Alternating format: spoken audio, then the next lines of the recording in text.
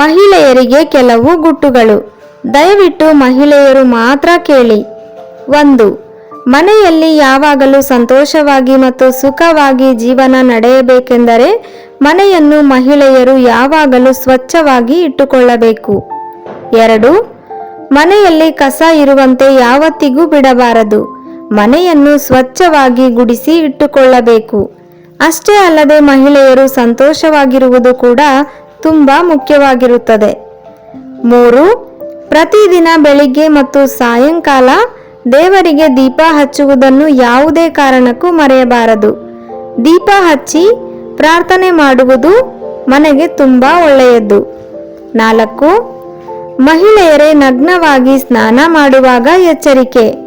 ಏಕೆಂದರೆ ಸ್ನಾನ ಮಾಡುವ ಮುಂಚೆ ಒಮ್ಮೆ ಸುರಕ್ಷತೆಯನ್ನು ಪರೀಕ್ಷಿಸಿದ ನಂತರ ಸ್ನಾನ ಮಾಡುವುದು ತುಂಬ ಒಳ್ಳೆಯದು. 5.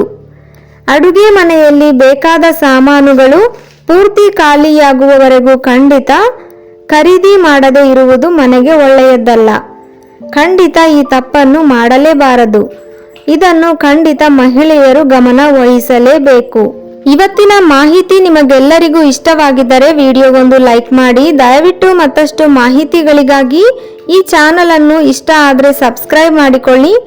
ಕೇಳಿದ್ದಕ್ಕಾಗಿ ನಿಮ್ಮೆಲ್ಲರಿಗೂ ಧನ್ಯವಾದಗಳು.